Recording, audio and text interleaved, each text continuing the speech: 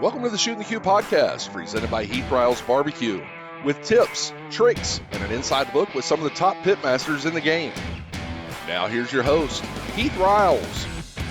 Welcome back to Shooting the Q. Today I'm joined by my lovely wife. How are you doing today, baby? I'm good. Just good, as always, right? Just good. Well, I'm going to tell you, it's been a long and tiring another week we've had here at work. We've got the Jack Daniels coming up and the Royal Oak Invitational. Those are going to be two great events. I'm really looking forward to the Royal Oak Invitational, seeing a lot of people, though, and talking in more of a setting where the public's not involved, I think. Where the public's not involved. I mean, I think we'll be able to get a lot more done. I'm not meaning that in a bad way, but it's so hard not to talk to all your fans and stuff out. Yeah. We don't get to capture the amount of footage that we really like to capture to let everybody see these insides of these events is what I mean by that. I guess I kind of didn't.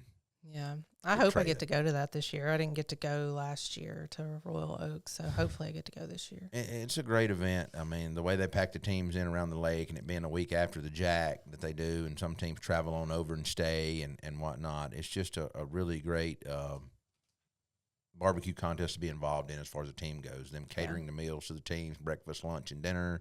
Yeah. I mean, feeding them all the meals, the amount of prize money, providing the meat. I mean, it's just always a great contest for sure. Yeah. So what's been going on down at the farm lately? Well, we've still been building. The building is still going up, still waiting on contractors for different parts. We got all the AC in this week and electrical done out on the first two phases. And now we're getting ready to pour a little more concrete for the patio area.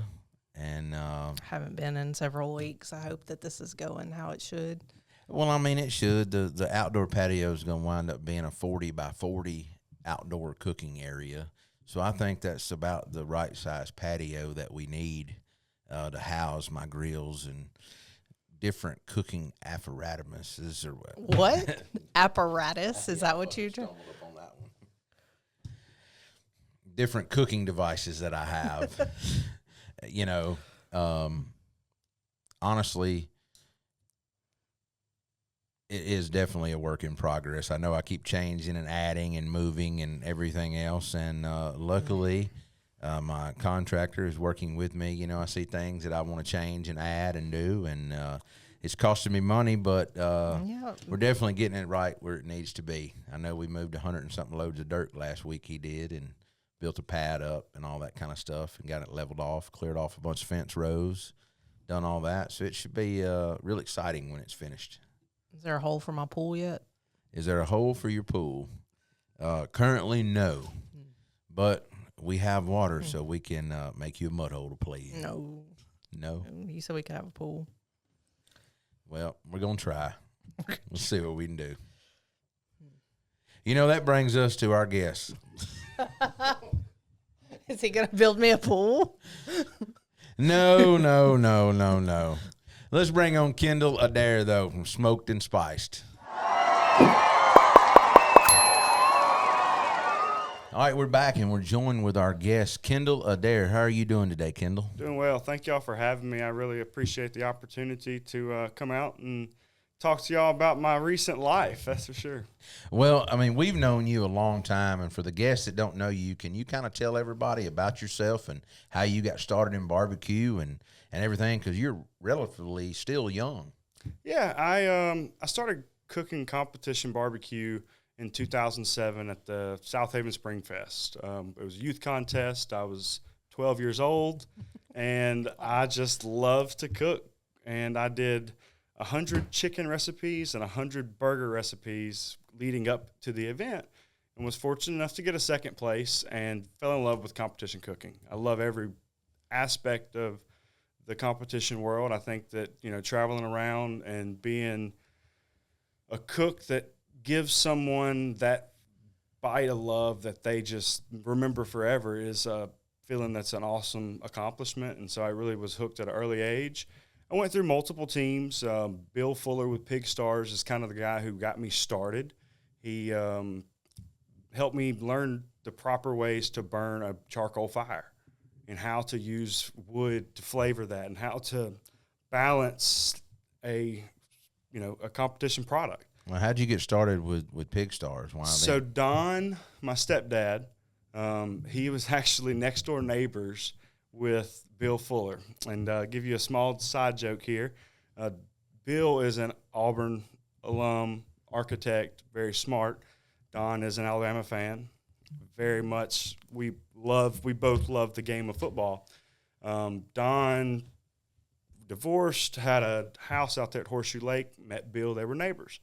Bill came out, and Don went out of town. He used to keep his yard immaculate, single guy, recently divorced.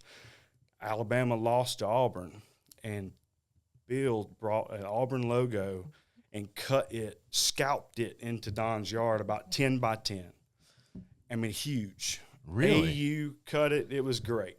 So that's how Don and Bill met, and we've been family ever since. I mean, it's been a running joke, Alabama versus Auburn, for years and years and years. And Bill has been cooking Memphis in May since the early 90s. He's had multiple top fives.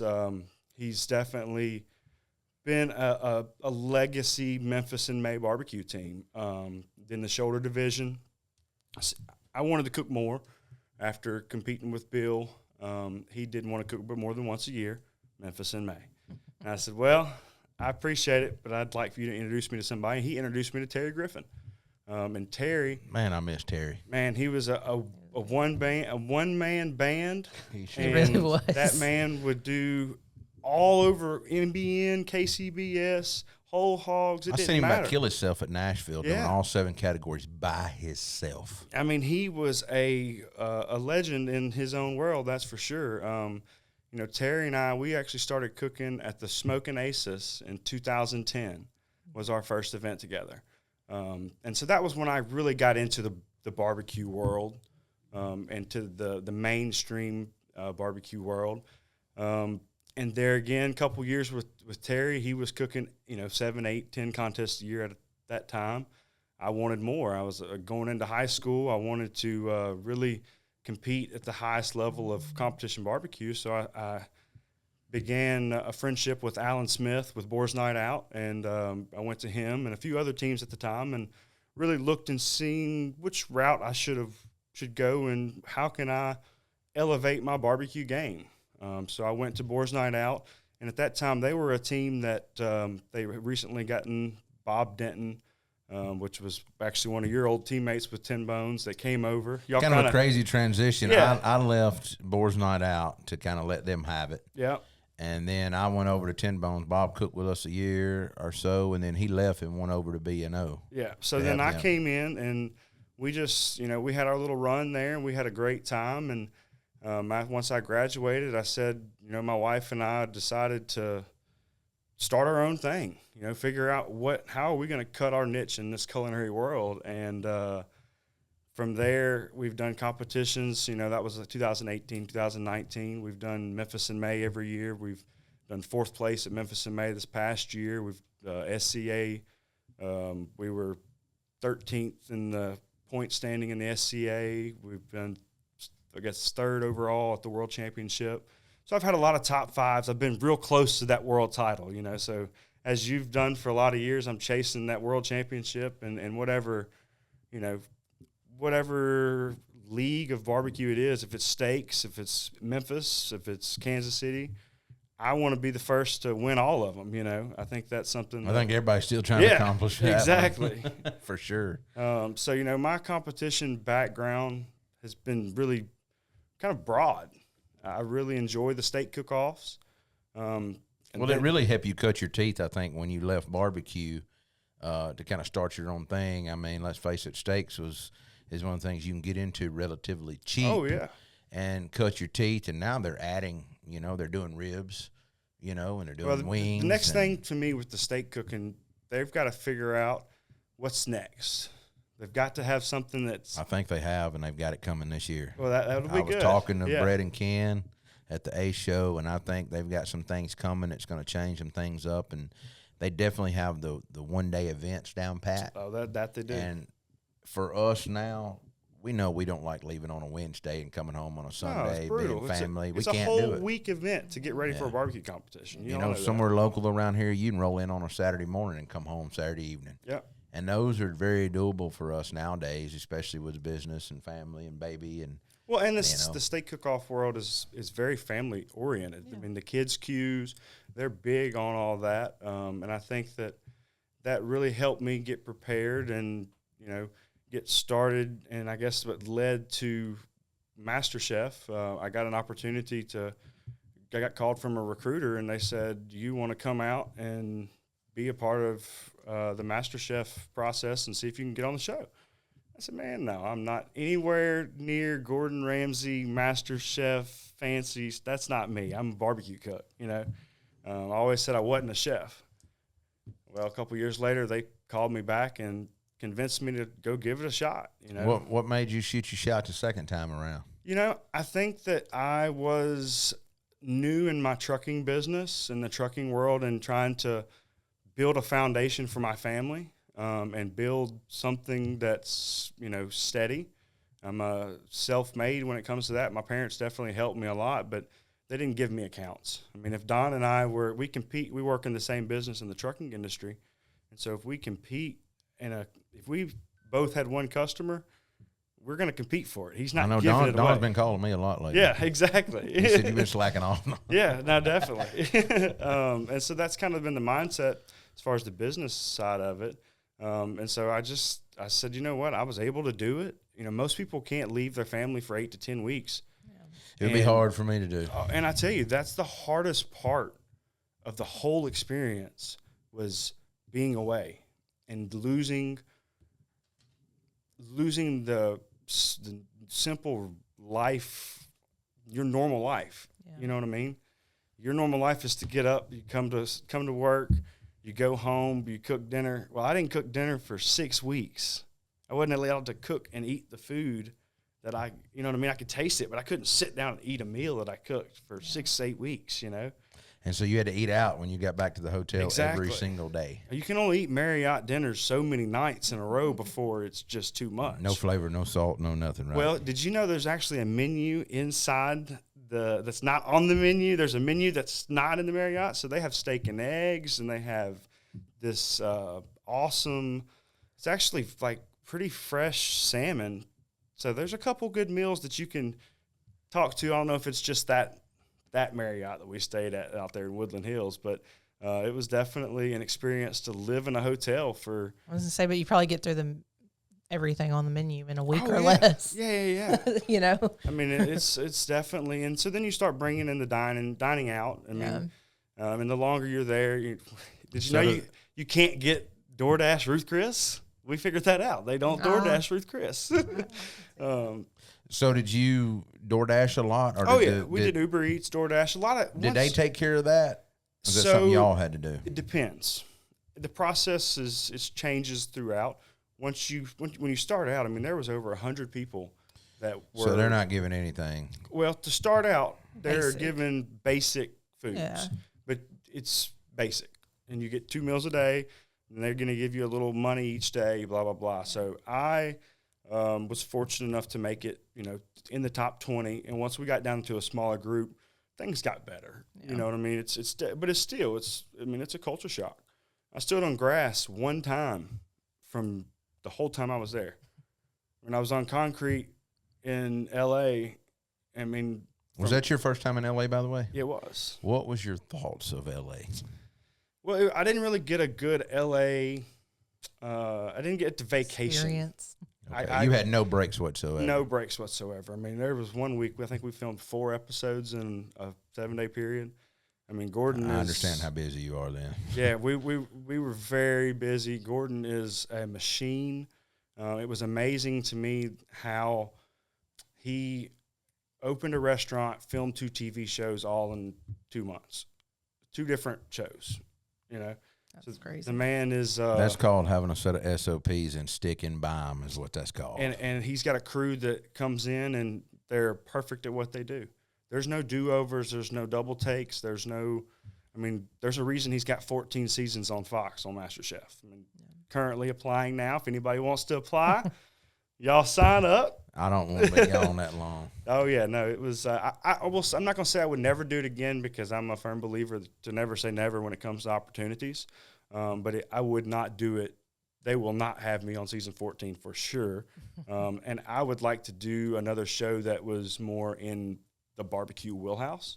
I think the Master Chef was just a little bit outside of my comfort zone. Don't get me wrong. I learned a lot, and I think that I was on the fast track to understanding how, I went out there without watching a full season of the show.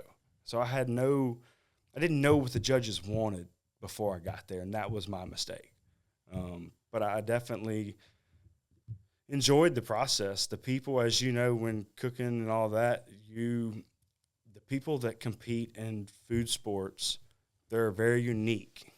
And we all have a common love, and that's a passion for food, a passion for, whatever your area is. I think that, that's one good thing about people that do food sports. Oh, no doubt.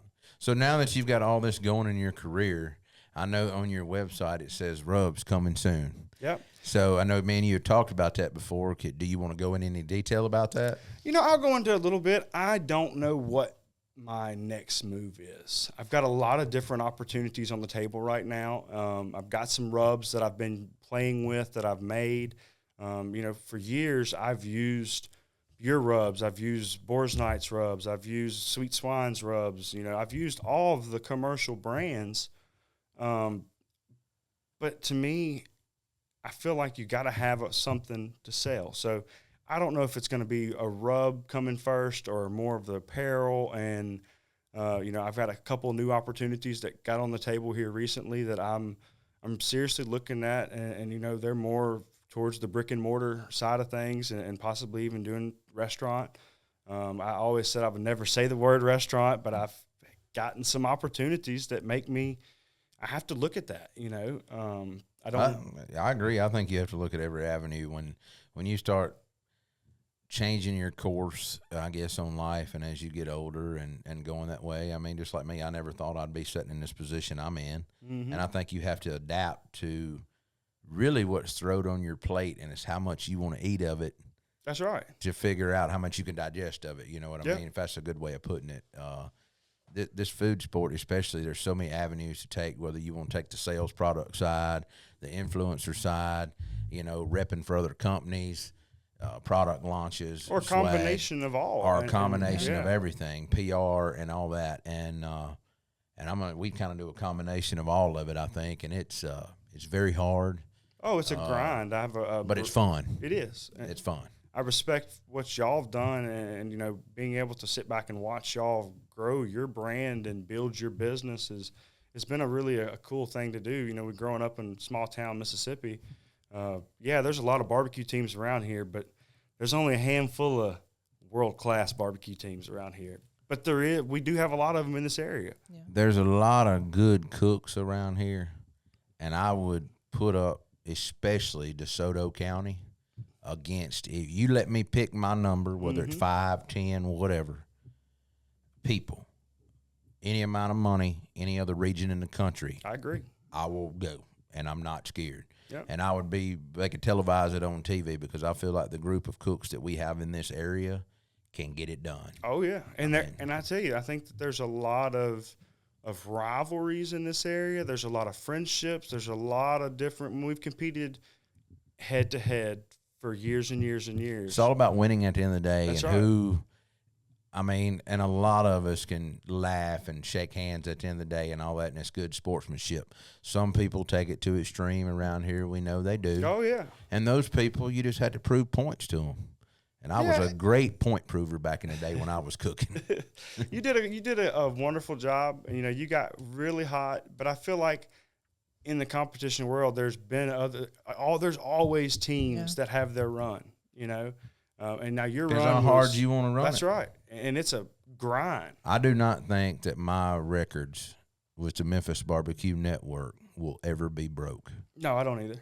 There will not ever be another team to go 12 for 13 contests. I don't see it. I agree. I think that definitely there's the gap is so much. 7 was a magic number everybody everybody had.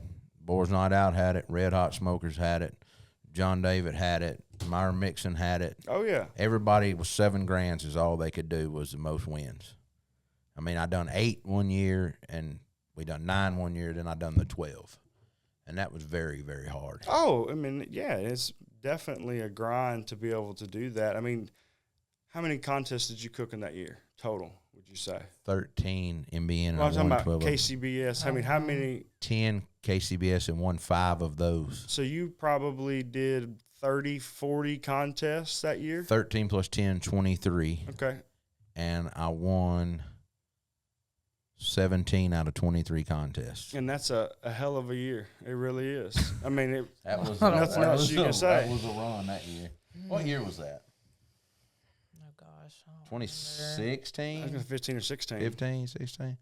I had some runs. I know I went where I would do like I said, 8, 9, or 10. You know, every year it was almost double digits. Not to downplay the wins, but just to go and compete like that. Yeah, I mean, it's that rough. is, y'all know the grind on the vehicles. I mean, you're putting tires on twice a year. You know, you blow. had How a many whole tires system. did you blow out in that whole time? Believe it or period, not, you know? not 5 on my hand Yeah. the whole time I have been running these roads at 80 and 90 miles an hour. I Really? have not had. I've never, knock on wood, had a blowout running like that. Had one on Batesville on a triple axle trailer, and we had it changed and back on the highway in 4 minutes flat. Well, you know, barbecue trailers and tires, they love each Yeah. other. So Well, I'm really good about, I run nitrous in all my tires. you use we're very Cecil's up balanced. there, and Huh? you have Cecil's take care of you on all your tires. Well, I and have everything? Cecil's, but I'm very particular. If I'm going to be running like that, I make sure I have airbags on my truck, so I level out my trailer. And there's a trick to this kind of stuff. I mean, depending on what you're pulling, a bump pull trailer versus a gooseneck. Not overload a trailer. Know how to Well, load a trailer. well, knowing how to load a trailer and where to put the weight at on that Yeah. trailer instead of the front versus the back. And if you need to put the weight, the cooler, put it in the back of the truck versus in the front end of the trailer to keep from wearing it down. I mean, there's so many little tricks like that. And you know, I've passed you on the highway. Oh, yeah. I'm not an 85, 90 guy. I'll be about 75, and I'll set it and cruise, and It depends on what I'm I'll pulling. catch Heath as he's I'm a getting lot- his appetizer at I'm a the lot restaurant. calmer than I used to be driving. Now, back in the day, it was nothing when we Oh, was, coming out of Murfreesboro, I mean, that I've come behind you. I know it. It's been I think crazy. the worst that we ever Depends drove on the trailer too. was Yeah. out of Yazoo City, Like Mississippi. those, some trailers are. Oh, yeah. That 40-foot I used to gooseneck. pull the big B&O trailer all the time. When I Yeah. was 15, 16 years old, running the roads with a 37-foot trailer. I remember coming out of Yazoo City one night, and you called me, and you were running 90. And me and Tracy Beaver passed you and run clean out of sight of you. I was ready to go home that night. Oh, yeah. You and Tracy, y'all We were been on a running roll between 95 and 102, 103. That's dumb. I mean, we were and going. ignorant is what that is. It's, yeah. I didn't have any sense back then. I mean, it was just part of it. I'm sorry. I mean, I don't do it anymore, but I just, at a younger age, I was just crazy. Yeah, well, And you got to be to run and compete It was like like that. a few years you ago. know? It was not a few years ago, but It wasn't even 10 years ago. I know, but I cut all that out. I He's quit. grown up since then. I quit. People used to message me on Facebook when I take a picture of the speedometer, and like I'd have a tire sensor on it, like, you're going to have a blowout and die. I mean, I agree. I probably shouldn't have been doing it, but maybe you shouldn't have sent me that text either. It said I was going to die. How many messages have you gotten over the years of your driving? Have you ever had any just random traffic people No. reach out? No. We had one time. We were going through Atlanta, and sure enough, social media and all your decals on the side of your truck. It's a good thing and a bad thing. They know who you are if you blow by them. It's Had a lady reach out. definitely different. I don't know. I just don't like driving in heavy rain and wind. Mhm. I will say that. I think anybody likes that. Yeah. Well, especially at nighttime. I do not like driving like that at night. And so if it's not a calm night, you don't see me driving like that. I've never done it. If it's raining, my wife will vouch for me. When it gets to 8 o'clock and it's raining, I'm driving. I don't care if I'm 2 hours from home. I'll pull over and get a hotel. I just don't care. Yeah, I'm just not. not worth the risk. I ain't fighting it. Yeah, I'm not doing it. I'm weird when it comes to that. Well, going back to you, I asked about the rubs, and we were talking about all that. How many years have you competed in Memphis in May yourself? So I started with Smoked and Spice in 2019. We got a 10th place in rib. I think the next year we were 22nd. That you had one judge away from the top 10, 2 judges away from finals type deal. Yeah. You know that in the rib Oh, game.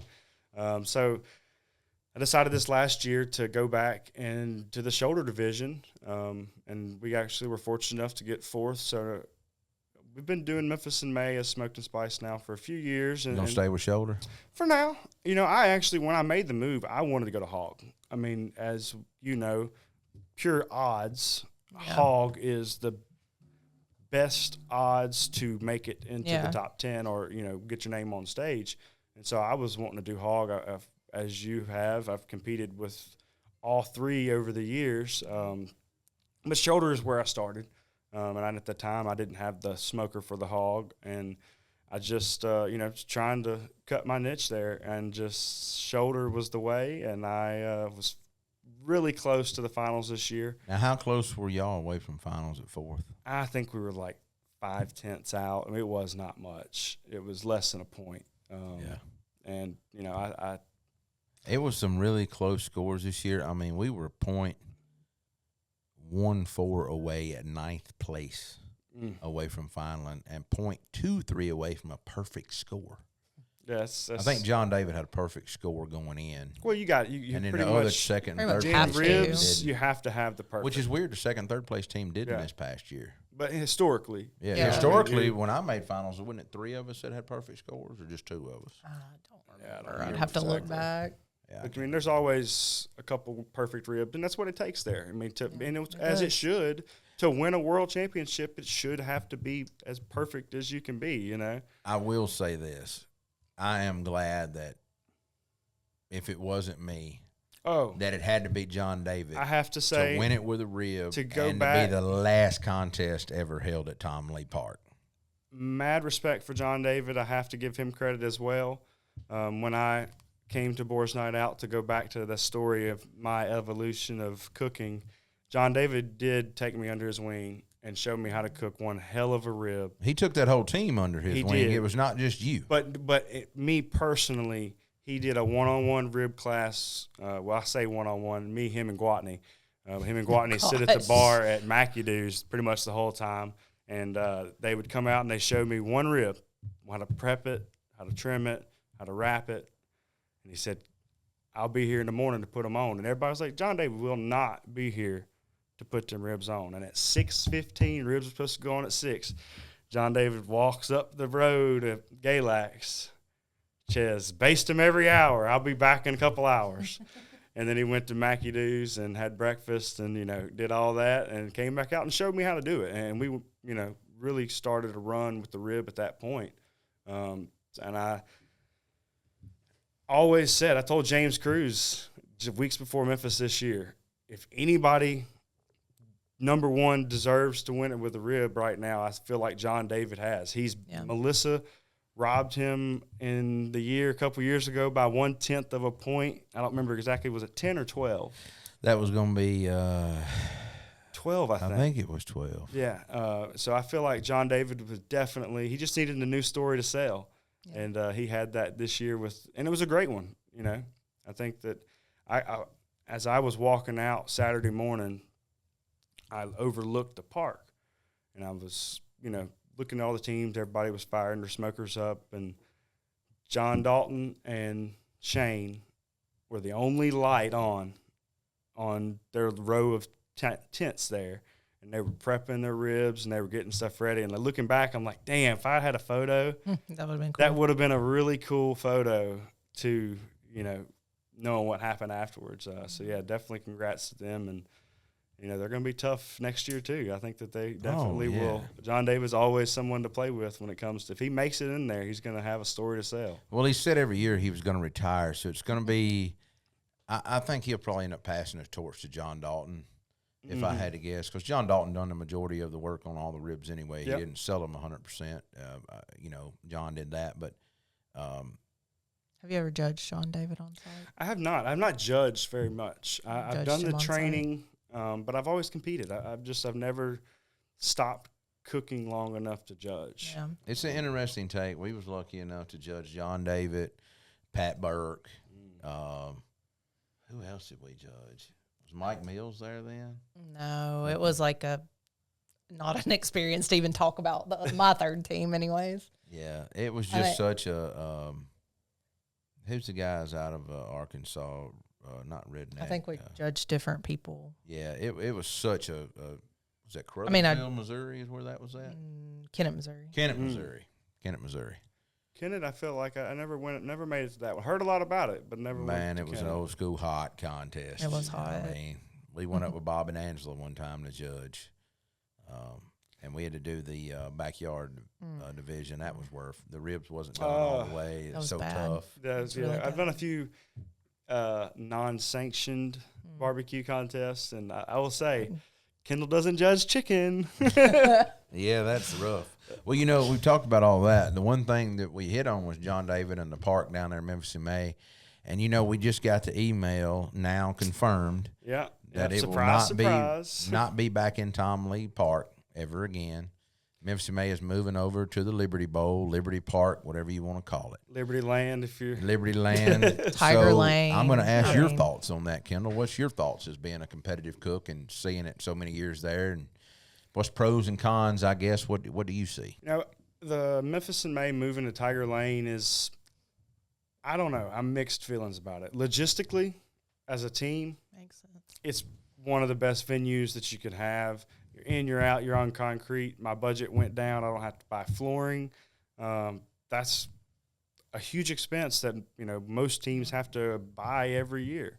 I'm going to stop you right there, and I'm going to say that something's going to get added in a mix somewhere because they sold too much flooring, the tent companies did, and they're not going to take that much of a revenue hit. Oh, yeah. There's I'm a business person, and something ain't going to make something's going to go up there to maximize that. But I mean, here's the thing with doing that, the prices of the cost of Memphis in May is got to go down when it comes to their cost as a business, right? True. And You so would think. you would You'd think think. that if they're going to make a move, which I guess we are, maybe they can make it a little more cost efficient, so more teams can give it back to the teams. You know what I mean? If you're going to not do that, let's raise the prize money. Let's do something with that extra money other than buy another building downtown, you know? Yeah. I think that I personally would like it to be on Riverside Drive. I think there's enough room. It's a long stretch, but I think that it's a world championship, and Memphis in May needs to go back to realizing the magnitude of what the event is. I think it's Memphis in May realizes that it's just the River Parks Commission that does not care. I don't know what really happened for the city to say, hey, the River Parks is going to run this and have all the total control over it. You know, the Corps donating that land. I think there was a that's the holdout, major and problem. they thought a holdout would be the way to solve the problem, and instead it's now too late. Well, you remember me saying year before last, they're going to carry it back down there to show everybody it will never be held down there again. Yeah. I mean, that infrastructure was not built for that. And I want to go over, while we're talking about Memphis in May, the sidewalks and all the concrete. You know, in the shoulder division, we didn't have concrete. They had a man-made walkway because that's not the way the park was laid out. Yeah. So how the hell we could not have messed up any concrete. There was none. You know, I feel like that there's definitely a lot of fibbing going on when it comes to that quote. Candace's parents have a friend that actually worked as an engineer on that job, or an architect on some of the drawings, and he enlightened us that their firm had to come in and kind of fix some mistakes from a previous because everything was 4 foot lower than it was supposed to be. And so I can see a lot of that happening, and that coincides when you get to the park, how much the ground was sinking up and trailers sitting on axles. Oh, yeah. And you really can't hold an event of that magnitude and that weight of trailers and people with fresh dirt work and fresh sod. No, and we everybody, all know that. Yes, there was no reason for them to host the event there, in my opinion, last I year. think they probably should have put it back at Tiger Lane last year to not cause that, and then maybe go down there. Do you once not they got think everything that worked Riverside out. Drive, if you change the layout and the way it goes, you could fit enough teams on there? Open, honest opinion, really and truly, no, I don't. I think the judges that you cut too have, a many lot of teams. older judges, you have to cut too many teams. That's not going to help with your prize purse or the exposure. Yeah. I think you move it to Tiger Lane permanently or either Shelby Farms out there, Agri Center, or whatever you want to call it. Yeah, that's a one-way in, one-way out. I don't like that one. Horrible, yeah. yeah. I don't either. Logistically, that's a bad nightmare. I think they're building, 2 or 3 hotels over there near Tiger Lane right now. There is a lot of new development over there, so if they can... It's a bad part of town. But, I mean, if we're being honest, downtown is a bad just part of as town bad in general as, these days, you know, unfortunately. You go from I agree. one You're block right. that's perfect, that's a nice area, to one block that's the slums, you know, and that's unfortunately the city life of Memphis. Yeah. It is, and I think that if they can fix Tiger Lane, you know, they've diluted the contest down where it was 275, 300 teams at one time. Mm-hmm. It diluted down to about 240, then it hit 225, and then we're about 175 teams, right? Yep. And so I really feel like if they would take Tiger Lane, it's so much space out there, so much parking, A ton of space. There were parking lots blocked off that they never let anybody use the city. That made no sense to me when you were having to park way down the road and walk up, and there's an empty lot you could have parked in. The parking there is a disaster, not to mention the security, obviously, of the parking. They were also, even with a 24-hour wristband, they didn't want to let you come in the one gate till a certain time. Oh, the gate by you. Well, that didn't help anybody that had to park over on that side and walk in, and their team was on that side. So my spot last time we were there was kind of over by you, on that, I guess, was that north side or south side of the park, and there was a nice parking lot there. Well, I bought one of those overpriced parking passes from them. I'm sure y'all did as well. I never used it. And I never used it a single time because it was on the other end of the world. You know, when that guy tried to flag me down every morning, I waved with his ass and kept driving. I'm to the point where I don't care. I would much rather ask for forgiveness than I have permission. These people that they hire for $15 an hour to sit in a chair to stop traffic, I'm not waiting on you. I'm going to blow past your ass, and you can send somebody after me.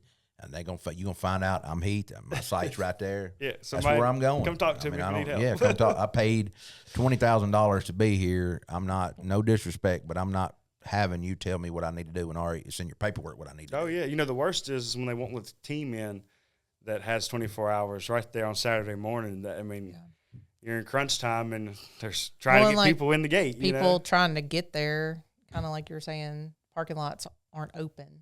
Well, you can't come in this parking lot till it's like 9 or 10 a.m. Yeah, that don't help any. And judging starts at 9. Yeah.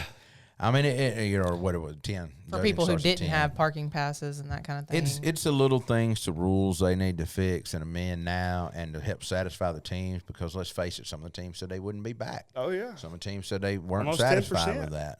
Yeah. And they've lost a lot already. Now is the time for Memphis in May to fully redeem themselves and really make this into what it really could be. I agree. I feel like with the right mix and the way that social media has become, the way influencers has become, the way brands are right now, I really feel like if they restructured themselves, they can make it the largest prize purse in competition history. And advertise that. It could be $250,000. Yeah. It really could be. It should be paid out differently. It shouldn't be so heavy on the top end. I think it should be more than it is now, and then you should pay out down. Yep. I mean, I think they should definitely go look at all the world championships. What's great about each of them? Why don't they have a winner's row like Houston? Yeah. You know what I mean? Where you highlight all your grand champions down one row, or your Royal first place people, or, whatever. American Royal calls out what, top 30, top 50, top 20? I mean, over top 10 for sure. So get more teams. Y'all already know how long awards take there, right? Yeah, I do. But you know what? If you It's just spend your that name money, I You know. don't have to call them to the stage. That's I get right. what you're saying. Just a quick, we're going to call out 30 through 10. or 15. Or we just going to name them out just to let you know. That's right.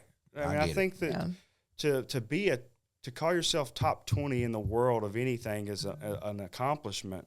Let's give that accomplishment some more respect, and I think that Memphis in May definitely has a lot of respect, but they can make a few minor adjustments to really elevate it to the highest standard of competition barbecue.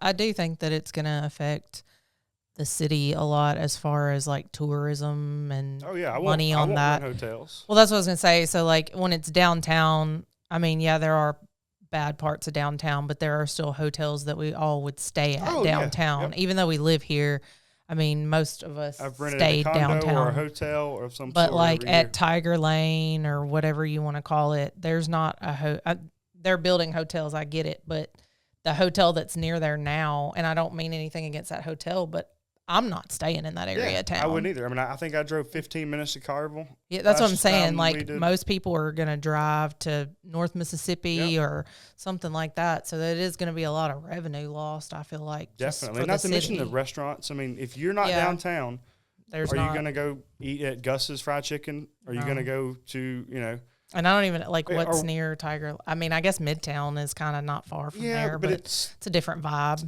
that a lot of barbecue people may not be looking for or aware of. Midtown's even there. A lot of people from out of town, they look at Memphis as downtown Memphis. Yeah, Beale Street. That's why I think that Memphis in May really is their chance to bring something in the park. Why are you not getting with all your local good restaurants and letting them come in there as vendors? And if it's the world championship and we've got all these great Memphis barbecue restaurants in Memphis, how come we're not inviting Payne's out and Cozy Corner and all these iconic places and letting Payne serve a chopped sandwich, letting them serve a Cozy Corner Cornish hens. 1,000 different vendors on Vendor Road. We don't want a corn dog. These people want barbecue. They're coming to see barbecue. They can't get inside barbecue tents unless they know somebody. But leave the corn dogs for those of us that don't want barbecue. That's right. We still need our frying. We still want the don't go too far. You get what I'm saying. There's a chance, and I personally haven't spoke to anyone since the contest was over with that involved with Memphis,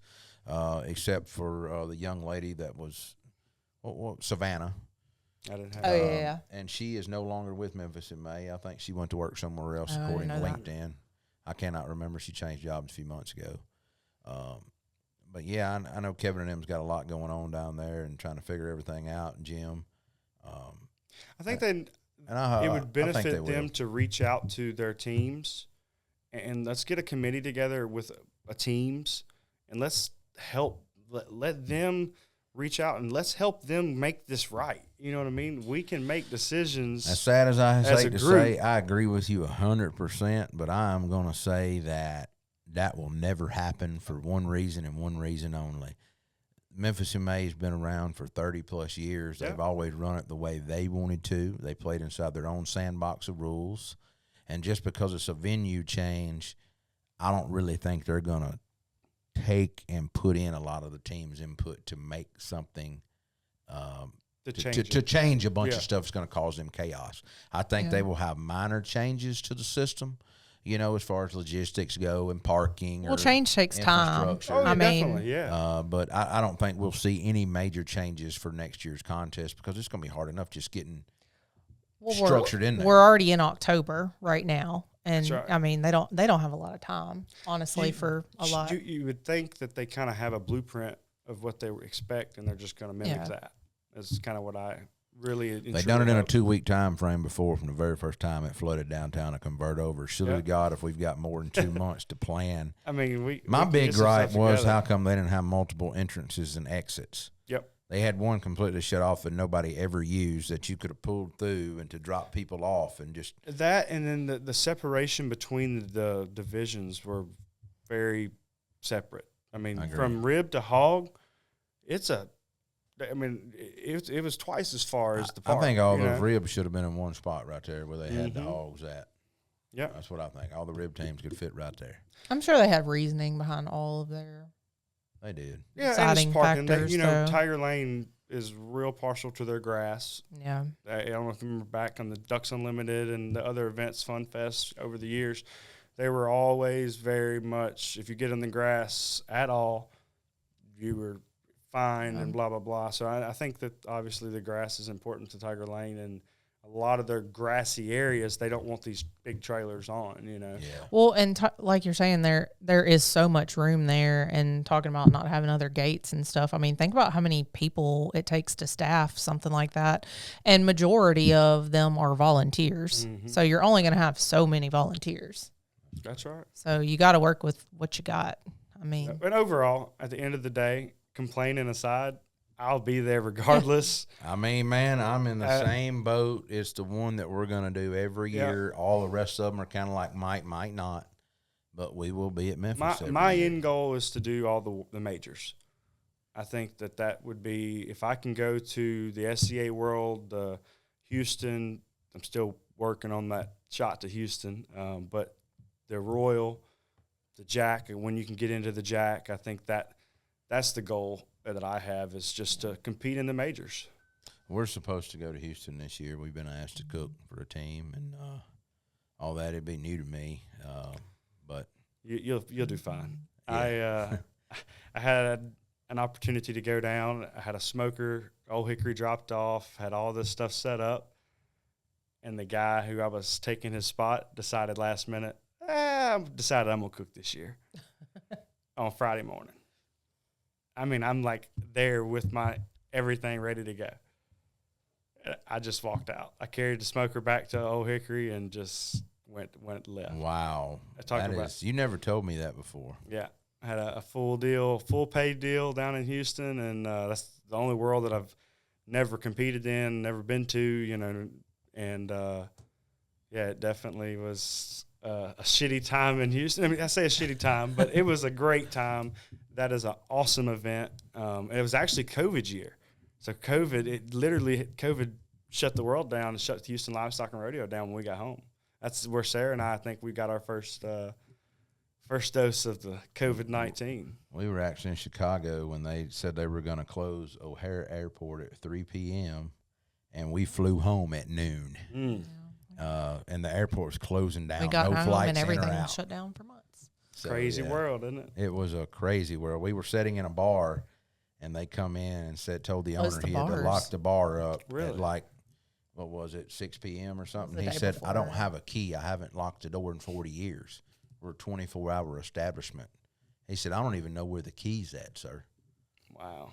And the cop gave him a piece of paper. I'll never forget it. It was kind of wild. It's crazy what the food industry has done since that moment. Lots of changes. So many changes, and you know, so much growth that everyone in the barbecue and the food industry in general, you know, it's just it really. Well, I think anybody with a product or a service or a sauce or a glaze or anybody that understood the internet, that people really searched for recipes because all your restaurants were shut down. Oh yeah, or shut down. And so with them being shut down, you had no choice. You know, people working from home, they couldn't go to work. Kids, you know, not at school sometimes. They had no choice but to cook at home. And so let's face it, how many basic meals can you have before you're searching the internet, Pinterest, or whatever, looking for something to cook? And if you're a man at home and you have a smoker in the backyard and looking for something to smoke, you're looking for something to smoke, and you're going to be at home all day anyway. You got to kill time. You can't go anywhere or do anything really besides run the grocery store. If it was like us, we always went to the store at 6 a.m. in the morning. And was home by 7 to get out there before any kind of crowd hit. Yeah, and but I feel like the competition aspect of things really changed at that moment too, and it's not really. It's not what it used to be. It's not what it used to be pre-COVID, and I don't know if that'll ever. It will. I don't know if it will ever come back either. I agree. Kendall. I think COVID really. You got to think how much of an influx of increase of price we've had in the market adjustment. As far as inflation goes, to go to that contest with gas being $4 a gallon, entry fees hadn't changed. Yeah, they hadn't. No, they're about the same. But when that brisket's costing $200 every week, and those ribs you're sourcing, you're $2,000 in the hole. And you go and let's face it, at the end of the day, we were just talking about it a while ago, being consistent. There's only a handful of teams that stay consistent every week. Yeah, you have random winners at contests. But the same ones every week when they're honing their skill, they're winning every week and getting calls every week. They might be the overall GC, but they're winning contests. That's right. No, they're competing for wins. And people get flustered by that. I mean, and I go back to the days when we were running hard and winning like that. Oh, it's intimidating to a lot of teams. Well, I'm going to be honest. I think we hurt the MBN to a point to where I finally said, I'm going to be done. And the MBN's took on an influx of a lot of new teams now. Now there's not really one team out there really just dominating that hadn't been over the years. I would say. But one that's coming along strong. I got to give it to him. Old Marcio. Marcio is coming along strong. I think that the last team that kind of dominated would have been Nick's Hog a couple years ago. Yeah, I agree. He got on one dominant streak. And he obviously still is, I think. Well, Dustin got on a hot streak with Rib. Dustin did get a hot streak with Rib. But I'll fault all of them, and you want to know why? All of them were cooking 2 categories and doing very well. They went to the 3rd category and dropped. Yeah, Dustin, as you know, took time away from his Rib, which he was doing so good in, to convert over to Hog. and why? Mm-hmm. And now he's a mixed bag all the Hog's time. Back. Let me go ahead and tell you, I've cooked 6 or 8 contests this year, and there's been no less than maybe 12 hogs. South Haven, I think there was 18 pigs. We went down to Grenada, and there's 18 teams, 12 hogs. That's pretty solid. I just hate. I like both sides of the NBN, old side, new side, but I do feel like it's really hard to not judge hog on site.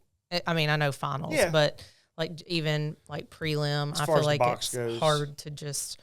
Well, there's so many. I don't know. I have There's mixed so feelings. much meat that you can find in a pig, and so you can get away with building a box on a pig that's not. If somebody perfect. don't have enough experience to know if the ham's in the box or not, they're not going to Exactly have the right. ham. Yeah, that's what. And there's I a don't lot know. of judges that do not know the difference. I'm going to hurt someone's feelings if they listen to the show by saying that. But I have sat at a judging table with judges that have judged for 20-plus years and them not know, like, that was Blues Hog sauce or that was a certain type of Just a commercial sauce rib, versus an original. Well, just a certain type of rib cut or the money muscle cut versus tubes or pulls. None of them could distinguish between any of that. It's a good bite in their eyes, and They're just at the end eating, of the day and what that's matters. it. And they're eating with their eyes. That's exactly right. That's how they're trained. That's how they're taught. Us as cooks, we're looking at this so much more in depth when we shouldn't be. Yeah. Well, and I mean, this is kind of changing it up and probably shouldn't even say it, but I do like how KCBS, you have the option, like if you want to be a master judge or whatever, you go cook with teams and all that, because then a lot of these judges have never seen that side of it. They walk up to teams and kind of see what they're doing, maybe on a Friday or whatever, and then they judge on Saturday.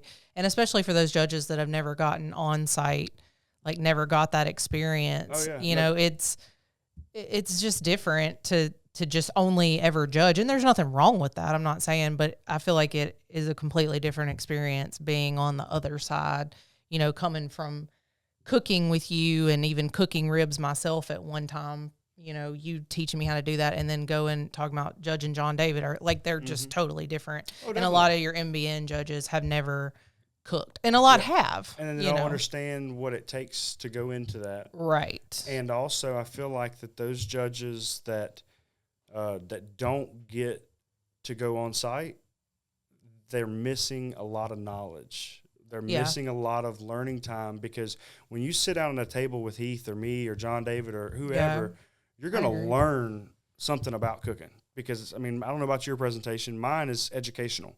Mine's educational, but I've been told that, like I had one younger girl that she'd come back and lose all good, but she told me that I was intimidating her because I knew so much about it, and she didn't. Mm-hmm. And so I've asked myself, am I trying to inform these judges too much on this piece of meat?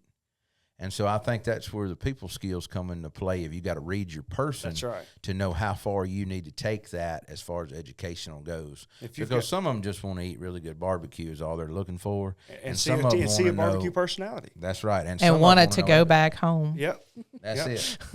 I mean, there's some that, especially at Memphis in May, we've all had the judges that are, there's a wide scale That's a whole of judges different at judging Memphis in conversation I hope there. you can catch that eye roll on that one. I mean, that was. But that's I mean, there's different. some that are the TV star chasers. There's the personality, the influence chasers. There's the people that are they want the small family team to win. So that's a variable that's unlike any other at the Memphis in May. And I do wish that there was more of that on the NBN, but I understand the costs. I mean, I understand the business aspect I get of it. it. I do get it. Well, we all know the internet has changed the way everybody looks at the game now. Oh, because yeah. 20 years ago, there was nobody teaching barbecue classes, showing you what to do. And now we put it out free on videos, and we talk about it. So everybody's game has been stepped up so much over the years. And like me, when I go out and cook a contest now, I'm competing against what I'm teaching people. Oh, the method, and the methods, and so I have to try to find a new way. And I'm going to tell you, it's very hard, because when we found what was winning, it's still winning today. Yep. Brisket recipes that I give people 5 years ago are still in the top 5 of KCBS for every year. And that's where I look at competition barbecue a little different than most. To me, the cream rises to the top. It doesn't necessarily matter what rub profile flavor. When it comes to flavoring a product, that's the small part. The hard part is the tenderness, the doneness, and cooking something perfectly. That's a challenge. Well, we all know I'm going to end it on this note because we could keep talking all day long on this subject. Tenderness wins contest. 100%. You got to know There's when to pull. There's a lot of good flavors out there as long as you're well balanced. It might help if you're using a Heath Riles barbecue rub. I'm going to throw that in there. That's right. But all jokes aside, it's not how you start, it's how you finish. You got to know how that meat is going to react to the open air. And so one thing to always remember, a closing tip, make sure your food eats good cold. That's right. Because that's how you win a contest. That's exactly right.